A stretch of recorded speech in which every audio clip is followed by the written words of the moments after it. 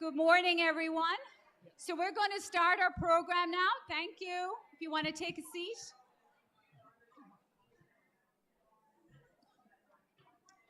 So good morning. My name is Anne Flenschlicht. I am the director for the Center for Women's Entrepreneurship, and we are so happy to have you all back in person with us this morning. So to kick off our event this morning, I am so delighted to have Dr. David Feingold, who is Chatham University's president, to open our event and say a few words. David.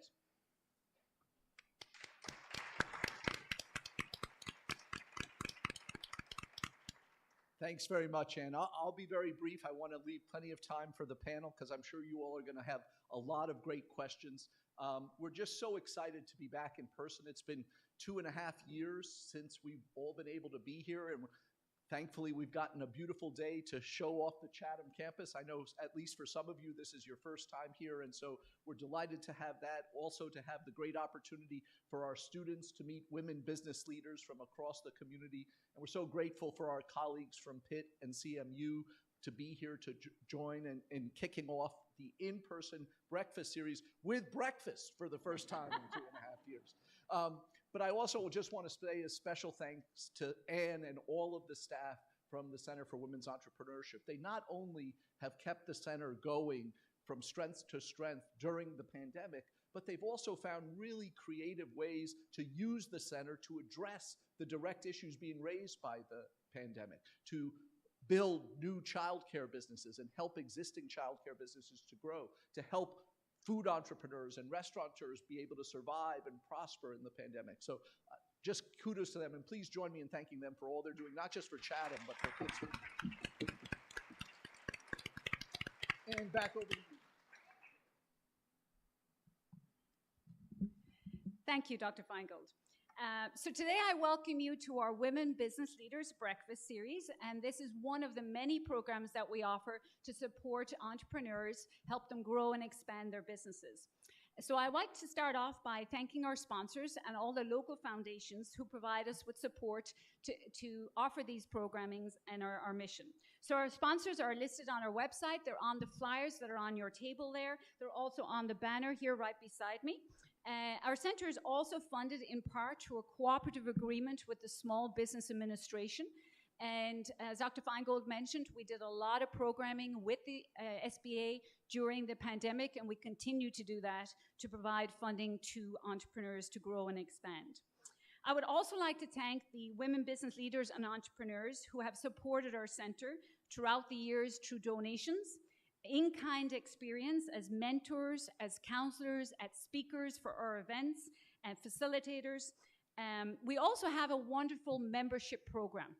I think our membership program is over 10 years old now, and we have lots of different benefits for membership. So if you're interested in that, please reach out to Michelle Price, who's here at the back. Michelle is our membership coordinator. One of the many benefits of membership is we feature a member of the month on our website, on our social media.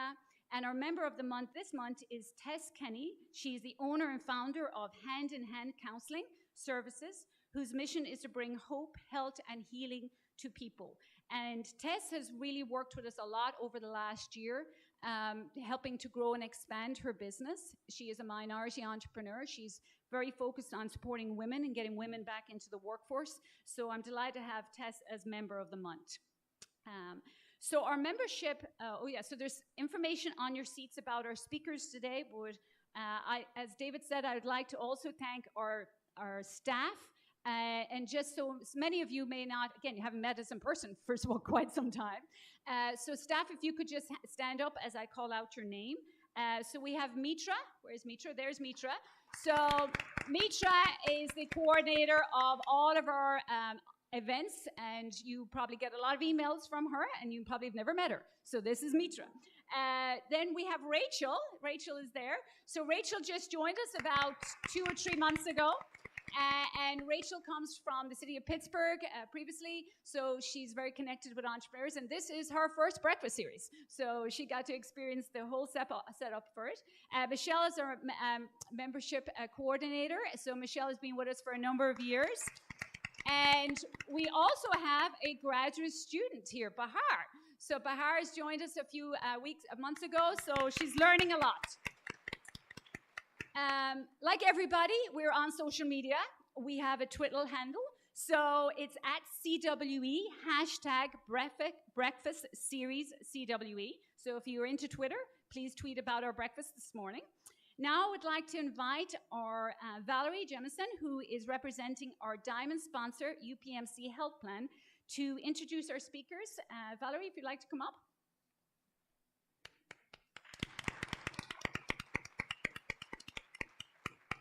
Good morning, all. It's wonderful to be back here in person after 2.5 years. UPMC Health Plan is always proud to sponsor the Center for Women's Entrepreneurship. I will briefly introduce our speakers who have very impressive resumes. Brenda Pizer is a distinguished service professor of professional communications at Carnegie Mellon University. Brenda has held leadership positions in the corporate world and academia for over 30 years. More recently, she was a professor of communications at CMU, where she also served as Associate Dean of the School of Public Policy and Management and a founding executive director of CMU's Australia location. Brenda has taught at the CMU Leadership and Negotiation Academy for Women. Lissa Vesterlund, University of Pittsburgh Andrew W. Mellon Professor of Economics and Director of the Behavioral Economic Design Institute. She is a behavioral economist whose highly influential work shows how gender differences in competition, confidence, and expectations contribute to persistent gender gap in advancement. Lori Weingart, Professor of Organizational Behavior at Carnegie Mellon University. Lori is a professor of organizational behavior who studies team conflict, collaboration, and negotiation with a focus on differences across people that may help or hinder effective problem solving and dispute resolution. She also served as CMU's interim provost, chief academic officer, and is a senior associate dean of education and the director of Accelerate Leadership Center at CMU's Tepper School of Business. Thank you.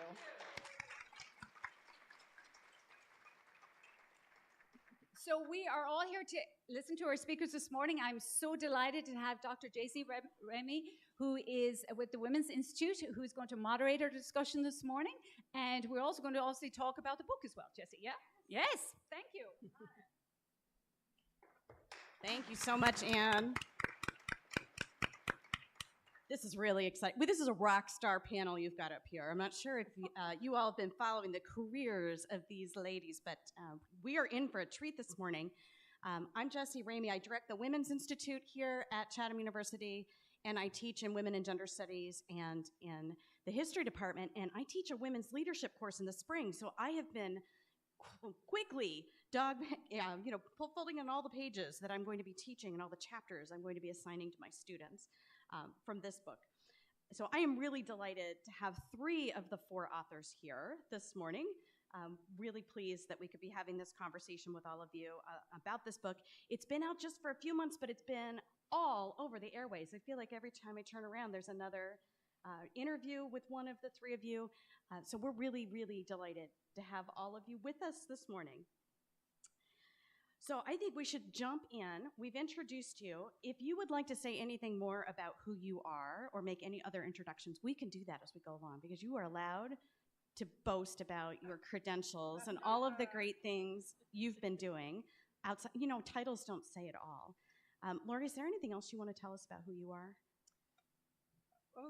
before we jump in? Yeah, good question. I think you've covered kind of the span. I think in careers, especially in academia, we move all over the place. So I've been lucky to both serve as a faculty member in a business school, serve in administrative leadership positions within the university in a business school, and then also be able to do interesting things like research and write books and try to change the world. So I think that's the big picture. Lisa, anything you want us to know? I think one of the things I'm most proud of is being a member of the No Club. So it is we're so pleased to be here. We all live in Pittsburgh. We're committed to this community. We've been teaching and doing research and living our lives with our children in this community. And to come in for an event like this is really heartwarming. We're talking all over the world. Talking to at a local event like this is really meaningful to us. So we're so thrilled to have been invited to talk at Chatham. I would second what Lisa just said. We're really delighted to be here, but we're also grateful for the opportunity to share what we've learned about non-promotable work and to hopefully help the next generation of students who are on their way into the workforce understand what some of these issues are before they get there, like the rest of us who found out about them a little later in our career. So we're going to talk about that a little bit today, but thank you very much for having us. Oh, we're so delighted. Okay, we're big users of microphones here, so Lori just scooched hers up. I'm going to ask all three of you to move those microphones. You almost have to swallow these in order to be heard, and it's an accessibility issue. You know, hearing loss is an invisible disability, and we're very big on accessibility, even in our old buildings here at Chatham, and it's just much easier to hear when we use these microphones, so thank you for swallowing those up this morning. Without further ado, let's talk about this book so you get a sense of what this is. Brenda, I'm wondering if you could just sort of kick us off and tell us a little bit about how this book came to be, because it's got a really great backstory. Thank you, sure will. So our journey started 12 years ago, just a few blocks away at the Union Grill.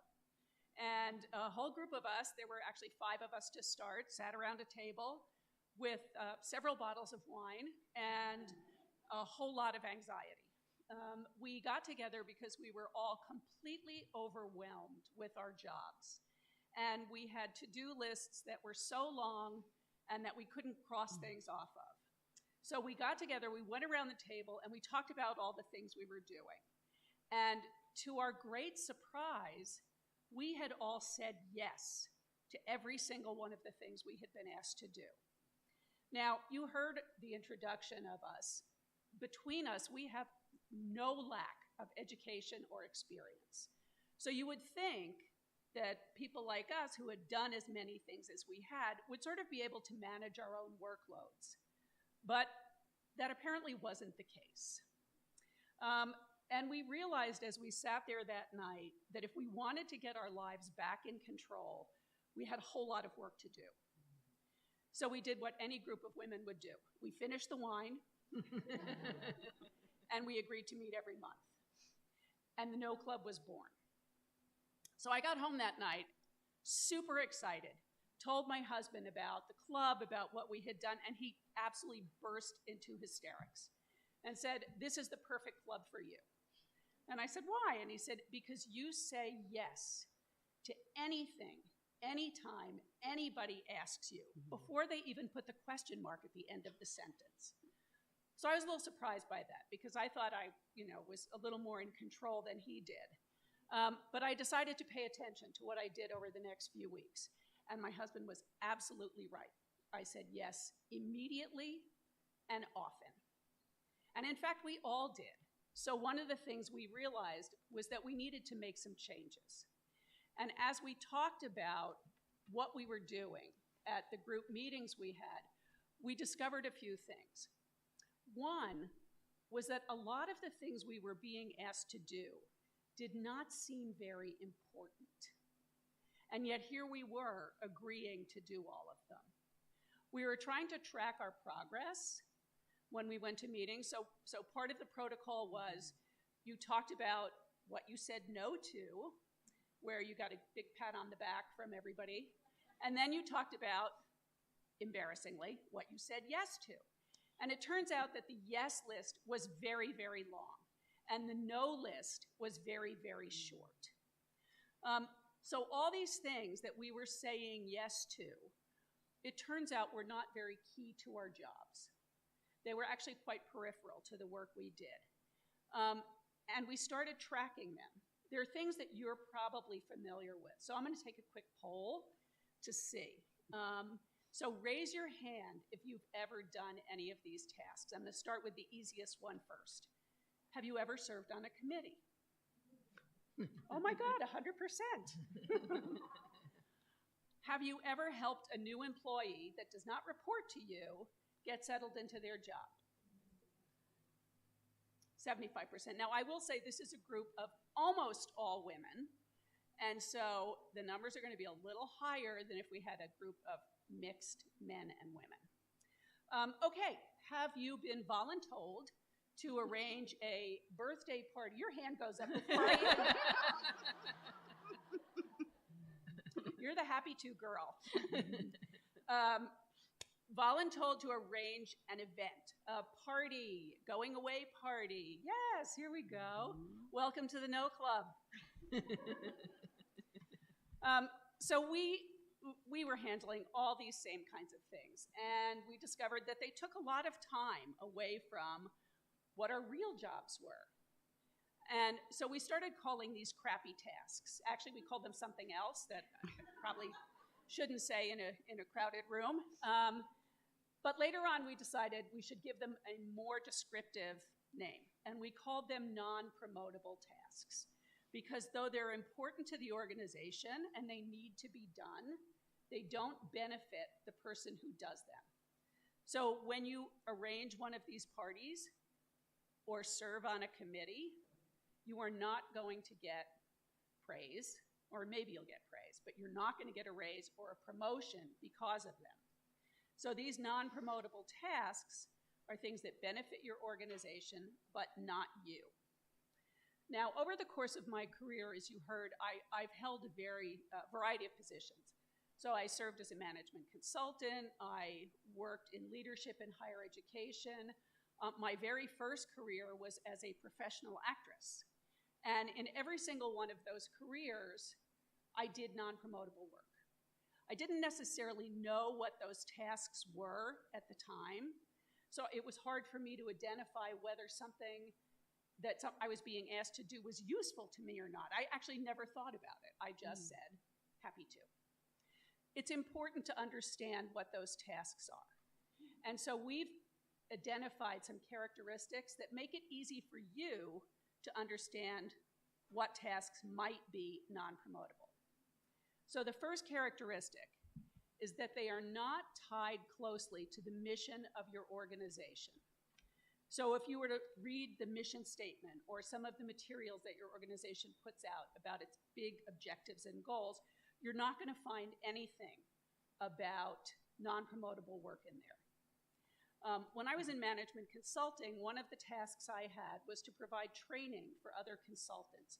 So we would go on these sort of training leadership retreats, and one of the things that I did was, do these big sessions on how to be better at different aspects of your consulting job. And I was good at it, so I got asked to do it a lot.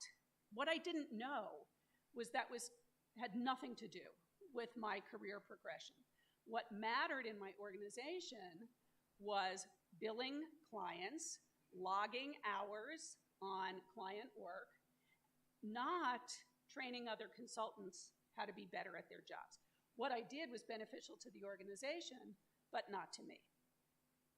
The next characteristic is that they are invisible. So you are asked to help somebody solve a problem that they're having with a coworker.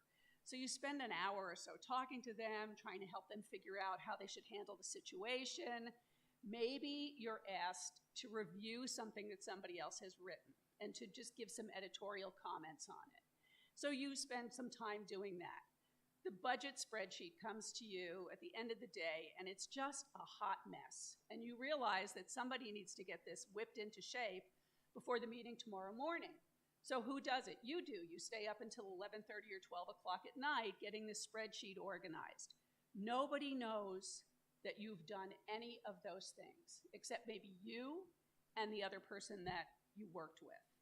That is not going to help your career move forward. If nobody knows the good work you're doing, you're not going to be recognized for it. Okay, the last characteristic is that these tasks do not require specialized skills. So you've gone to school, you're getting a degree right now, you get a job and somebody asks you to take notes in a meeting. Do you need a degree to take meeting notes? Probably not. The thing about these is that in addition to not requiring the skills you were hired for, there are many other people in the organization that could do this task. So you're not the only one that could take notes. In fact, Anybody who has a pen and a pulse can take notes. So that's something that you want to recognize. Those are the three main characteristics. Not directly tied to the mission of the organization, invisible, and can be done by other people. So I want you to think about the tasks you have with those characteristics in mind. And think perhaps of the non-promotable work you have. When we went through this process for many years, I will admit, we were always surprised at the new things we discovered that we were doing that were not really being beneficial to us. And those moments were awkward. It was hard to come to grips with the fact that you were spending so much of your time on something that really wasn't going to be valuable to you. It mattered to the organization, not hugely, but it made it a better place to work, made people more productive. It made people want to come to work the next day. Generally, created an environment where people were happier. So having non-promotable work is important. Doing it all yourself is the danger. No, thank you. We've been talking about the invisible labor of women for years, but putting this name to it, I think the specificity of non-promotable tasks. So, Lisa, I wonder if you could talk a little bit about what you discovered about what you're calling these MPTs and who does them and why. This is a big finding in the book. Yeah. So one of the things that happened in our No Club was that we started talking about it, people got excited about it, and we had a number of our male colleagues who were overwhelmed with their jobs as well, and they suddenly wanted to join our No Club. And while it was hard for us to say no, that was the one thing that we could say no to. So we did not bring in the men, but it did cause us to sort of stop and wonder, is it just a problem for everybody, or is it more a problem for women? And being academics, we thought, well, we should be able to figure this out. So we spent a lot of time looking through the research that had been done, and we did a lot of research by ourselves. And it turns out that in every single occupation and industry we looked at, women are doing more of this non-promotable work than men, and women of color are doing even more. So it doesn't matter if you're a lawyer, if you are in academia, if you're an engineer, if you're a TSA agent, if you are working as a supermarket clerk. Every single profession that has been studied shows that women are doing a lot more of this work. And in research that we did ourselves, we worked with a professional services firm. And one of the benefits of a professional services firm is that they keep meticulous account of the hours that people are spending and how they're spending them. So working with the firm, we could identify all the different assignments that employees were doing, and we could ask the management to sort of say, well, is this promotable or is it not promotable? And once we had that categorization, we could then look at, well, who is it who's spending more time on promotable versus non-promotable? And it turned out that in this particular firm, which is a very large firm, that women were spending 200 more hours per year on non-promotable work. That is a solid month of work that doesn't get recognized or rewarded. Now, needless to say, if that's how you're spending your time, when it comes to promotions, salary increases, even your ability to negotiate, you're going to be in a really hard position. Now, the next question, of course, is, well, why are women doing this work? Because there are many different reasons why we don't all do the same work. It could be that women really enjoy this work. Maybe they don't like to spend time with their families. Maybe they don't like to use their careers. Maybe they really enjoy taking notes at meetings. Who knows? Certainly, these are all explanations that we've heard, mostly from men. But as scholars, we had to figure out, is it just because women really enjoy doing this work? Another explanation that we've heard repeatedly is maybe women are just really, really good at doing this work. Maybe they are the ones who should be preparing spreadsheets or serving on committees rather than doing the work that they really were trained for. So we decided to run a series of studies to try to investigate whether the reason why women are doing all this work is just that they really like it or really are good at it. So we began to think about, well, how is it that we allocate this work? Well, oftentimes, certainly a lot of the meetings I've been to is that work the following way. You come into a meeting, a manager comes in, and presents a client, a case, an assignment that nobody wants, and asks, who wants to volunteer for this? It's a very odd way of distributing something that everybody knows nobody wants to take on. And the minute this, like, who wants to take this on question gets posed, people get oddly silent. A number of people look like they suddenly can't hear anymore. Others start looking at their watches as if they're getting important messages, and everybody becomes disengaged. And there's that uncomfortable, painful silence where a few of us feel like, oh, I should probably take this one on.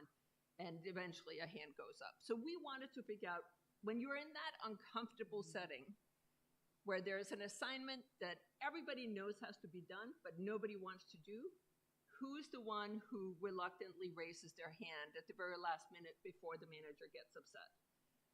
So the way we decided to study this was that we had hundreds of groups come into our laboratory at the University of Pittsburgh. Each group consisted of 3 people, and they were put in 10, every participant was put in 10 different groups. And in each group, they had 2 minutes to find a volunteer for an assignment that they all would prefer get done, but they would much rather have somebody else do it. These were all freshman students, so they haven't had any work experience. And we brought them in, men and women. They all were in all these little groups. And what happened time and again was that when you had these little groups, the person who raised their hand, they had 2 minutes to do this. At the end of the 2 minutes, the people who raised their hand the most were the women. Women volunteered 50% more than men in this study, which meant that they earned a lot less money than the men who were in the study. Now, looking at that, you could also say, and the volunteering task in this particular case was pushing a button, and I can assure you women are just as good as men at pushing a button. So it's not a question of saying women are just really good at the button pushing, that's why they're doing it. So we knew that it couldn't be about skills, but we were trying to figure out what else could it possibly be. We often hear that women are more generous or more altruistic, more concerned about the collective. So maybe the reason why the women were pushing the button over and over and over in this laboratory study was that they just really were concerned about the group.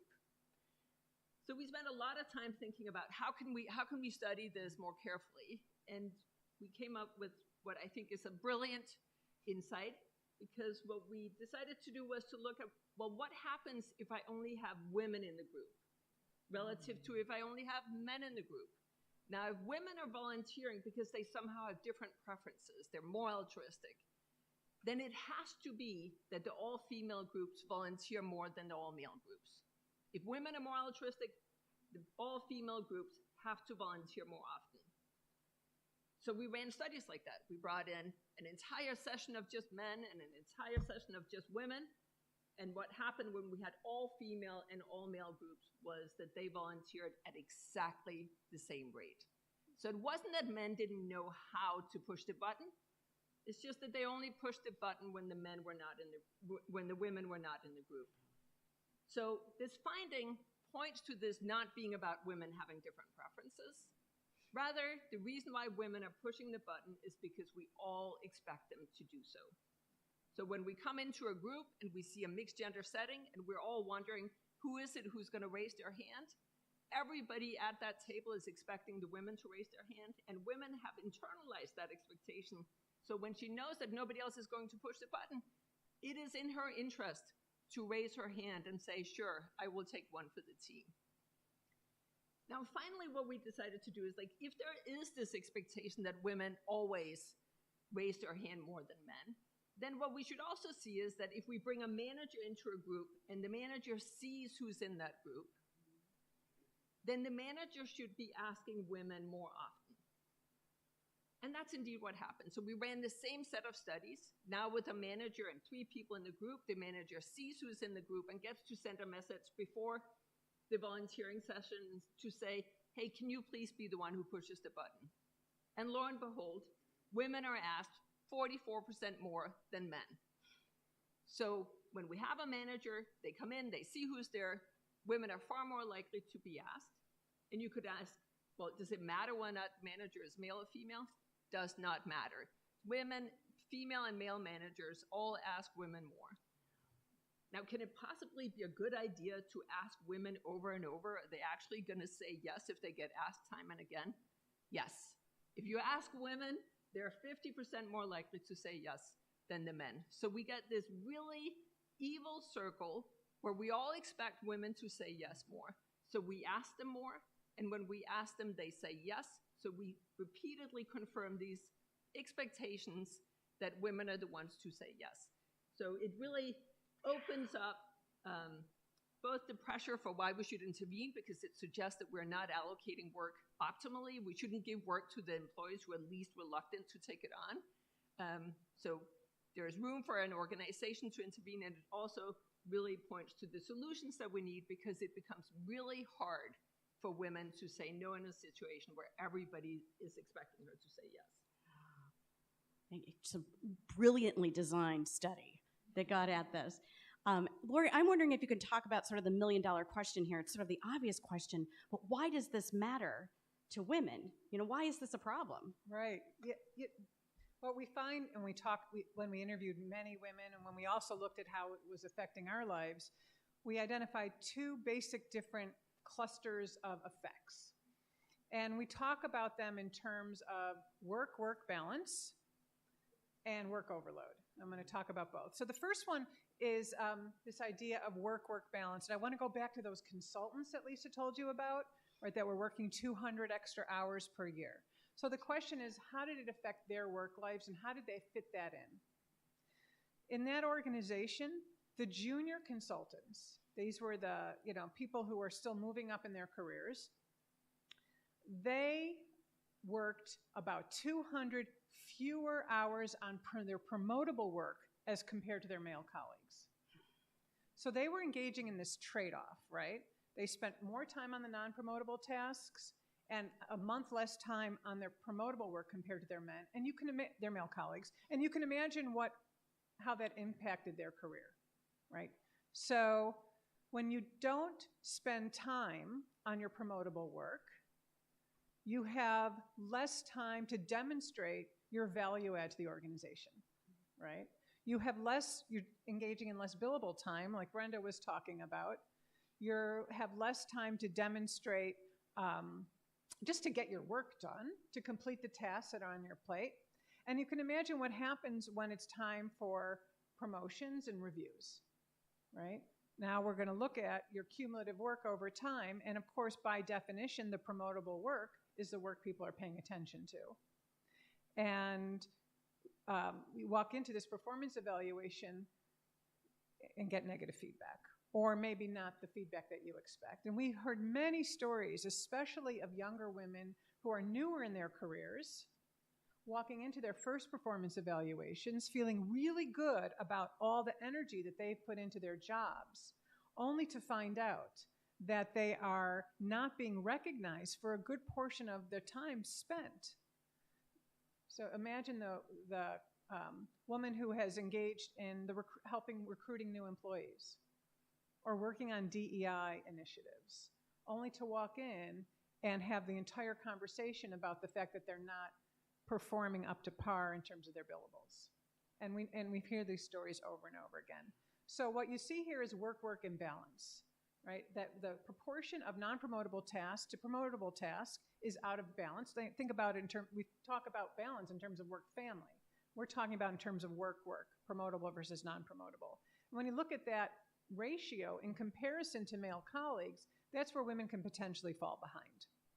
And we saw that in the junior consultants in our firm. Now, how does this affect women as individuals, right? If you're not getting those opportunities to do the promotable work, or you don't have the time to do the promotable work, it's very dissatisfying. So you can imagine getting the negative performance evaluation. That would be disheartening. But also, women, when they're doing lots of non-promotable work, they start getting pigeonholed in terms of being the type of person who does the invisible work instead of the visible work. And so you start getting these assignments that put you in the background rather than the foreground. These lack of opportunities are also disheartening. And as a result, in addition to the career stagnation that can happen with work-work imbalance. You also see a lot of job dissatisfaction. And what we know is when people are dissatisfied with their jobs, they don't feel like they have the opportunities to grow, we leave. We look elsewhere. Go somewhere where we will be valued and have those opportunities, and hopefully go to an organization that doesn't overload us with non-promotable work. So that's the first type of outcome that we can see.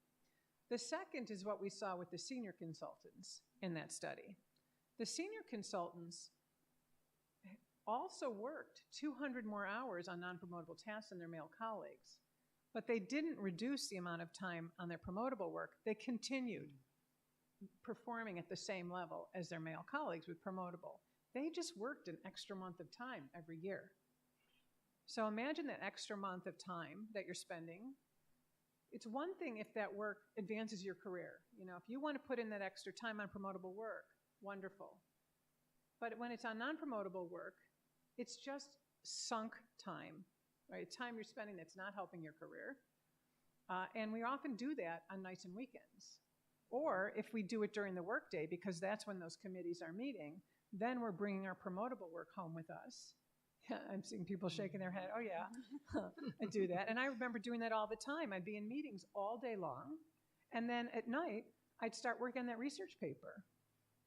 Right? And that was a problem because not only was I not at my best in the evening, I'm not the night owl. Right? It started impinging on my time with my family.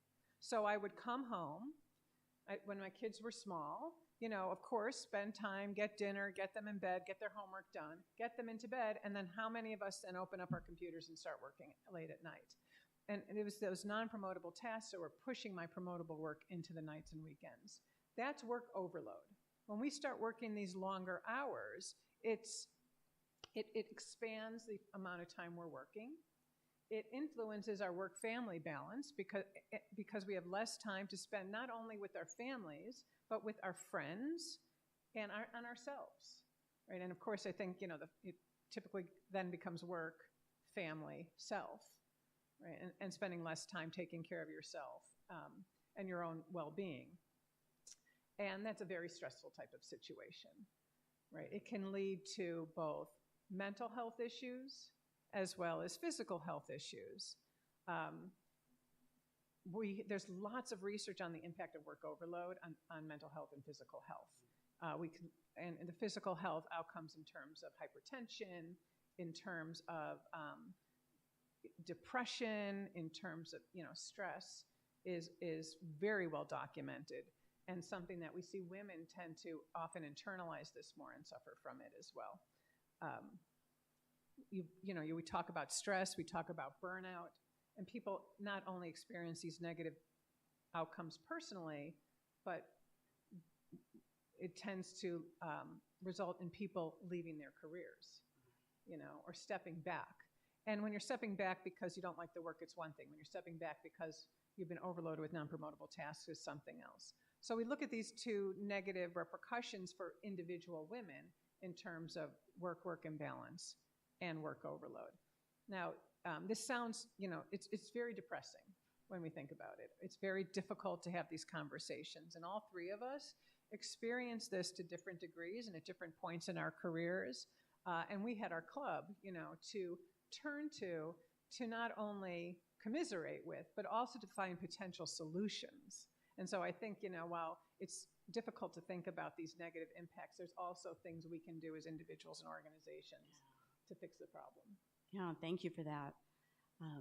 And I think it's a good moment then to sort of turn towards thinking about what we can do about this. And, you know, this term, I don't love this term quiet quitting, but it's all over the news right now. So thinking about ways, though, that we can manage. And I think your book really gets at some of these solutions. So, Lisa, I'm wondering if you could talk about what women can actually do to avoid some of these NPTs. I can definitely, and I appreciate your connection to quiet quitting. There's a wonderful piece in The Guardian that just came out yesterday where they connect quiet quitting to our book, where the argument is just calling it quiet quitting isn't quite right. In fact, they call it a nonsense term. What it really is that a number of people who are overloaded by non-promotable work that they take home every single night, that they're beginning to say, maybe I don't need to work 80 hours a week, maybe 60 hours is okay for the 40-hour job that I have. So the piece is very much saying quiet quitting is not the right term. There's nobody who's quietly quitting. They're trying to get rid of this excessive burden they have of work that nobody really gives them credit for. So part of the, it's critical if you're in a position where you're doing too much non-promotable work, that you find ways to limit that work. The consequences of doing too much non-promotable work, as we said, is not just advancement, it's not just your mental and physical health, but it's your compensation that you're trying to bring home for your family. It's your ability to go in and say, please give me a raise. We've seen in a series of studies that if you're doing non-promotable work, you can't even improve your salary when you go in to negotiate. So the consequences are very large. And when we're trying to figure out what should you do, I think the first step is to figure out what is the non-promotable work in your portfolio. So think about what is it that you're doing that gets recognized and what are you doing that doesn't get recognized. And that takes time. But reading the book, which I recommend that you do, will give you lots of pointers to what the non-promotable work is. There was a recent study that came out by McKinsey and Lean In, where they surveyed 400 different organizations to try to figure out what was the work that we valued as an organization but didn't recognize. And some of the things you might not immediately think of is helping other employees, checking in on their well-being. It turns out that 90% of these organizations thought that it was critical that they had management that checked in on their employees' well-being. 25% of these same organizations had any form of recognition of this work. Lo and behold, the same thing happened with diversity, equity, and inclusion. It was seen as critical to the organization, but fewer than 25% had any form of recognition.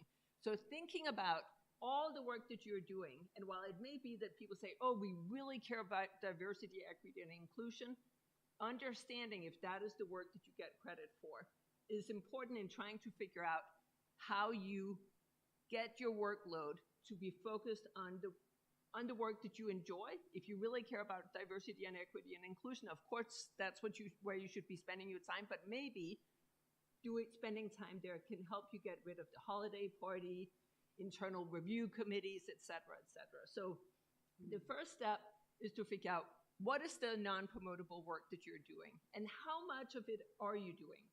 So starting by just writing down a day, how many minutes, how many hours are you spending on work that helps out the organization but isn't critical to your advancement?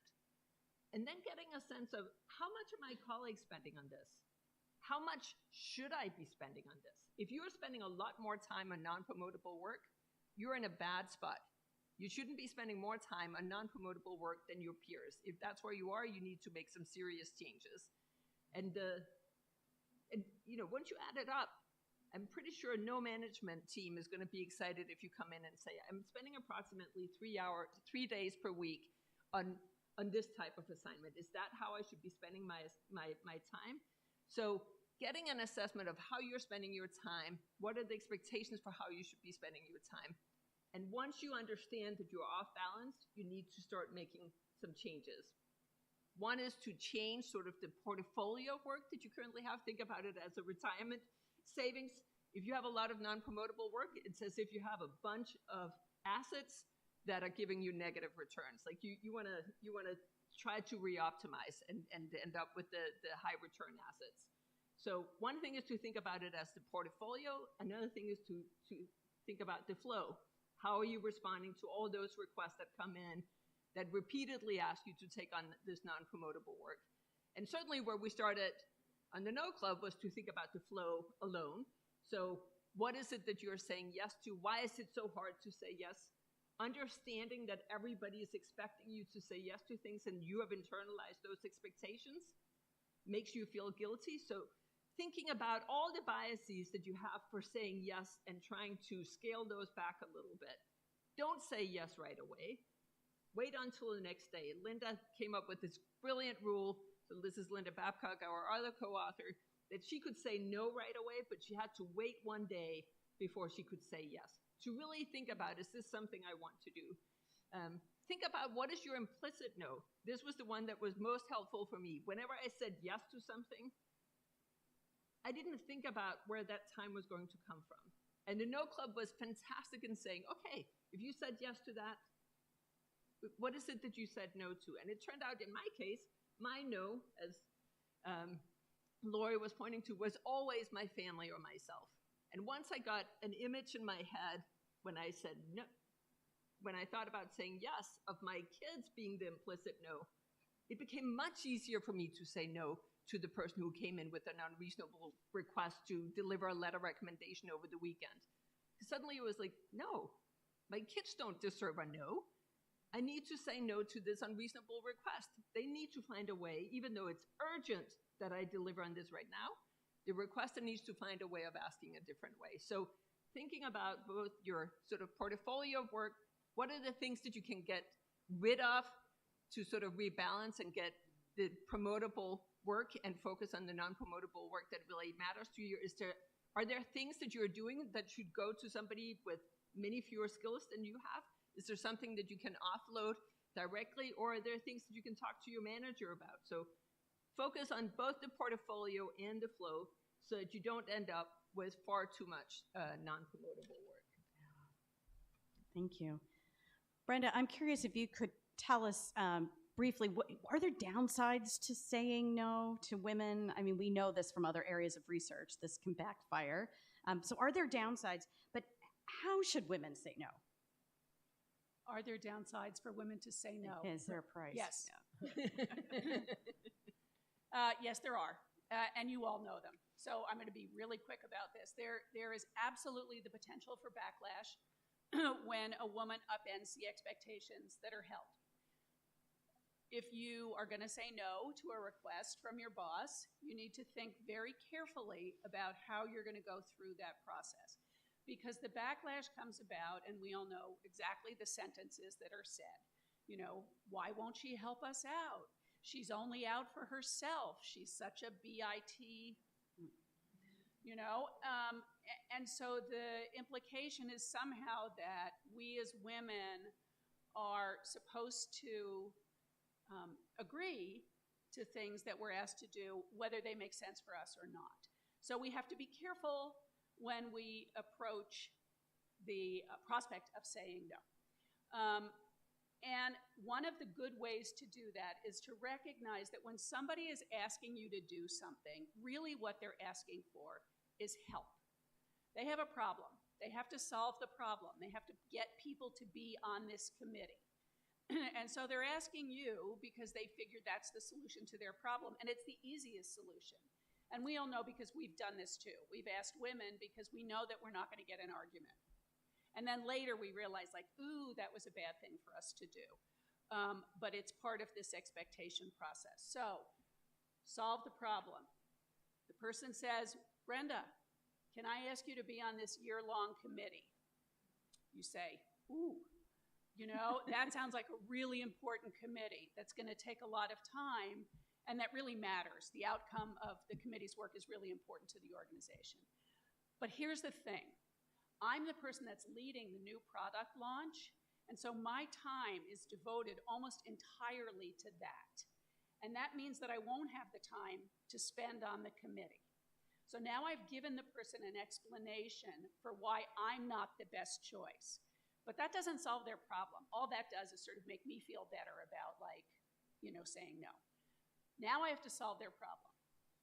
Pete has just finished a project, and he'd be perfect for this because he has the right skill set. And by the way, it would be really good for his career to be visible to the people that are serving on this committee, because there's a lot of people in the upper management group on the sales team, and Pete's exposure to them would be helpful to him. I think you should ask him. So now I've solved the problem. So that's your goal, is to make it clear why you're not the good choice and why you have so much other very important work, and then to offer a solution that helps the person. Lisa talked a bit about some of the traps that we fall into that make us say yes. So things like, you know, wait for 24 hours before you say yes. Don't be happy to. Give yourself some time. If you get an email that says, I'm looking for somebody to help with blah, blah, blah, don't answer it. Women are 60% more likely to respond and say, I'm sorry, I would really love to help you out, but I'm, not able to. As soon as your head gets raised, somebody's going to come back to you. Just be like everybody else and don't answer the email. Don't underestimate the amount of time that some of these tasks will take. How many of you have painted a room in your home? Right, 4 hours, right? Oh, it only is going to take 4 hours. 2 days later, it's the same thing with these kinds of tasks. What we do is we have a multiplier, which is 4. So you multiply by 4, and you're probably going to come close to how much time it actually takes. Think about how this is going to affect the other work you do.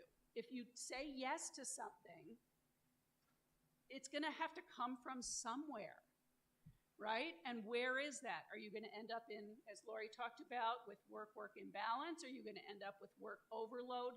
Something else has to give. Don't underestimate that saying yes to something is going to have an effect on other things.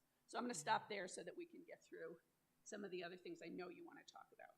Thanks, Brenda. Yeah, I don't want to finish before asking this question. So, Lori, I'm going to ask you to talk about, so often we ask women to solve their own problems. It's the ultimate neoliberal solution to everything, right? And that women should just figure this all out, which reproduces the problem over and over and over again and is itself invisible labor. So can you talk with us a little bit about how organizations can address this problem? Yeah, so this was key, and this was an insight we had after the first couple years of our club, is that we could fix the problem for ourselves and do better, but it didn't help anybody else. Because when we said no, another woman just got asked. It doesn't solve the problem. So this needed to be more of a solution that organizations need to consider and put into place. So I'll briefly just talk about what we talk with organizational leaders about. Because as you can imagine, you go to an organizational leader and you tell them about this, they panic. Like, if the women stop doing this work, who's going to do it? What am I going to do, right? Because we often talk about this as organizational citizenship behavior, and healthy organizations are such that people volunteer and they contribute and so on. So we're not suggesting that women are no longer are good organizational citizens. It's just that the work gets more evenly balanced across the entire workforce, and that women aren't carrying the burden. So there's several solutions we talk about in the book, and that we try to communicate to organizational leaders and managers, which include what individual managers can do within their work units to reallocate work, and what organizations can do more structurally to think about what work they reward and what's promotable and what's not promotable.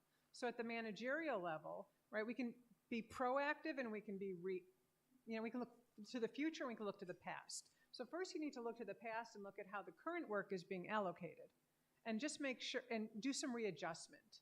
Do an assessment of who's doing what. No one looks at non-promotable tasks. Managers don't think about that. They're just glad that it's getting done. So to take a step back and do that assessment, ask people to share what non-promotable work they're doing, because everyone knows what they're doing, even though you as a manager doesn't. So that's the first set of solutions, is to look at the current allocation and even it out. So that's the looking to the past. When we look to the future, we need to look at how, again, this flow idea. How are the non-promotable works flowing from you to your subordinates? Well, how are you asking people to do the work? And are you asking for volunteers?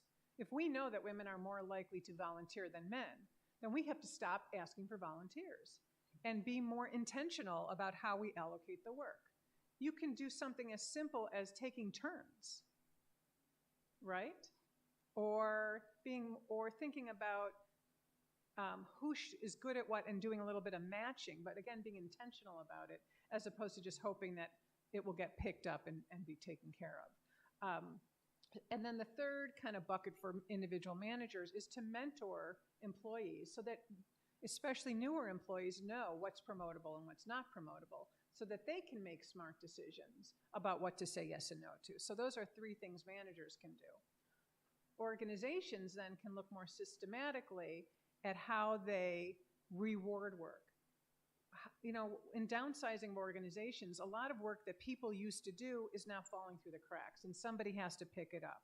So what used to be a promotable task for an individual, that job has been eliminated. Someone else has to pick up the work. It's now non-promotable. We need to look at the impact of downsizing on organizations, look at this work that's falling through the cracks, and redesign work in a way so that it's now promotable once again to somebody, instead of just hoping that women will pick up this extra work. So this is a job design issue, and it's a job allocation issue, but it's really systemic. And then we can also think about work that historically has never been rewarded, but we talk about it in our mission and vision statements. We say we value, and I'm going to take diversity, equity, inclusion, right? We value it, but nobody gets rewarded for doing that work in a serious way. So let's, put our money where our mouth is and start rewarding this work. Include it in performance evaluations, include it in raise and compensation decisions, and start walking the talk. And so, you can think about it both individual and systemically. There's many other solutions we talk about, but I just wanted to hit the high level. Really important. Yeah. Thank you so much for that. I think we've got time for one or two questions, and then we'll turn it back over to our hosts. Any questions for her? Yes, please, here.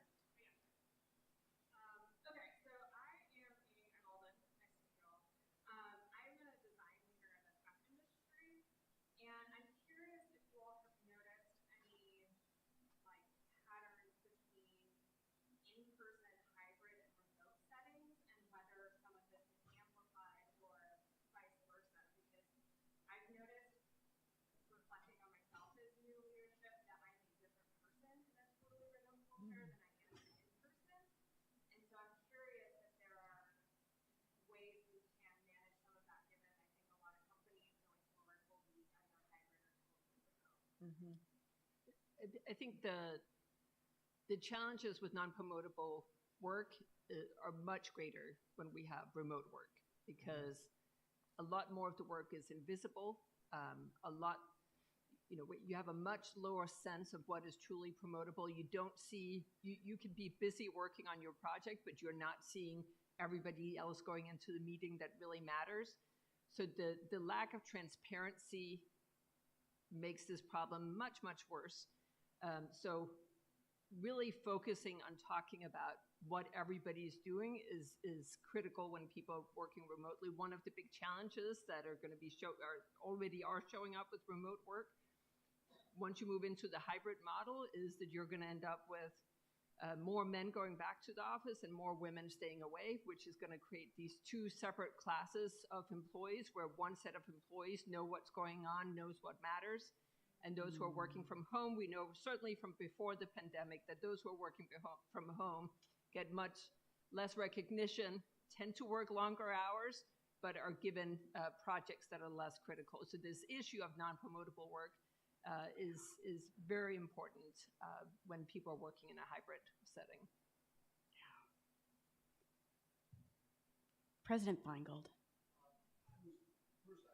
Thanks so much for the suggestions at the end, because as you were talking, I was thinking, if the answer is saying no, so much of the crucial work that we need people relations on, particularly with low equity, is not happening. So recognizing people, I think, is the right answer.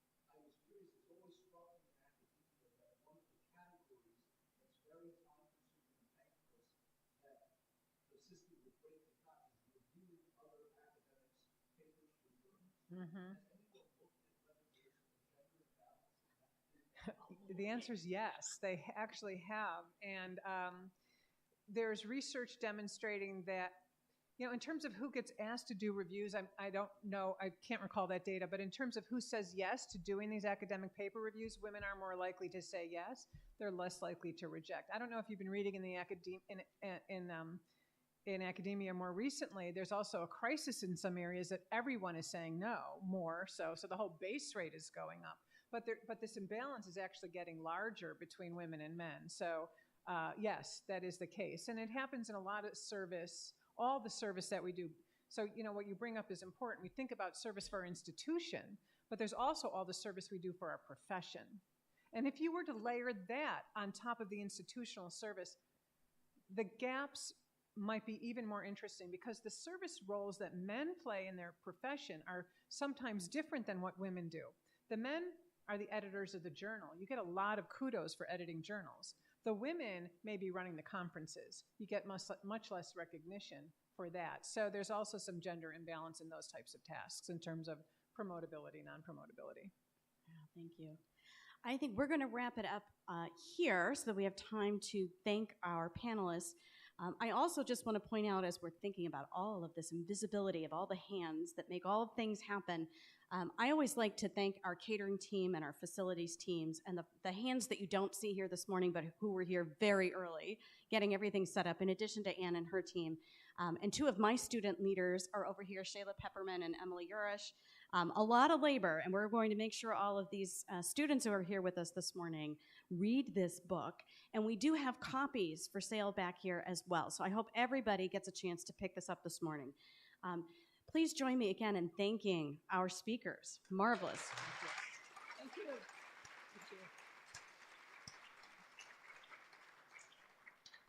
Thank you. Thank you. So as Jessie mentioned, we do have copies of the book at the back, so I would encourage you to invest in yourself and purchase one of those books. We also, I would like to give a shout out, because we are a Center for Women's Entrepreneurship, to also support local bookstores. So White Whale Bookstore also sells this book. It's a great, wonderful bookstore. I know the City of Asylum is also selling the bookstore, so you can also check it out. It's also a great gift for people. So please look into that. Now, on your table and on our website is all of our upcoming events. I'm not going to go through them all because we're close to our time here, but just a few things. Our breakfast series is back in person. So we will be here again this time next month on October 14th. And our breakfast series will be celebrating National Hispanic American Heritage Month with our speaker, Melanie Marie Boyer, Executive Director of the Pittsburgh Metropolitan Area Hispanic Chamber of Commerce. So if any of you know Menli, she is doing amazing work, very, very powerful speaker. So I hope you come and support her and her mission here next month. All of our events are free for center members, for veteran and active duty members, for Chatham faculty, staff, and students. And we're always adding new programming and events. So please check out our website or sign up for our newsletter. And also, if there's topics, speakers that you'd like to hear, we'd appreciate your feedback. All right? So we really like that. One of the things we have as well, I think a lot of people don't know about, is our center has a product and design lab. And so any of you who are into making stuff, creative, doing fun things like that, we have amazing equipment in our product and design lab. And we will be running a series of sewing workshops coming in October and November. So if that's something, maybe you took it up during COVID and you want to do, check that out. We also are having an event with Protohaven, which is a makerspace in Wilkinsburg, in a few weeks as well. So if something is new and you don't know about it, reach out to Michelle. We're offering those events. So lastly, I'd just like to invite our PNC representative here today, Terry Snow, Vice VP of Branch and Business Center, to say a few words. PNC has been a really, really great supporter of our center and supporting small businesses. And they have a new initiative out supporting women. So I'd like you to share some information about that. And we have some gifts for our speakers as well. Mm-hmm. Thank you. Thank you so much. Thank you, and we're happy to be here. And the initiative that she's speaking of is Project 257. And that 257 represents that if we were to continue at our current pace, it would take 257 years for women to actually match the financial equality of men. And so that Project 257 is why PNC committed $1.57 million to partner with Coralus. And that Coralus Collaborative is an initiative that we shared with a lot of you prior to coming here. We're going to share some additional information on that. Apologize that one of our colleagues was sick today and she had the materials, but we'll send that out in the email so that you can learn more about that Project 257 collaboration with Coralus. And then anyone that would like to participate in the form of becoming what we call a venture. Those are the businesses that want to participate, or an accelerator. You want to be one of those to work with those businesses or help with the funding, and how Corliss will give away interest-free loans to women. But we will share more information about that. Again, we want to thank you. Amazing, amazing speakers here today. Thank you so much. Looking forward to collaborating with you all as well in the future. And we have some amazing gifts for you here and at the table. So thank you so much. Thank you. Thanks. And we're happy to sign books. Signing books. So if you, many of you have a book I see with you, so if you'd like the speakers to sign it, they're very happy to stay and sign some books. And also, if you want to get a book, you can visit our registration table and pick up a book as well. All right. Thank you, everyone. Thank you. That's all right.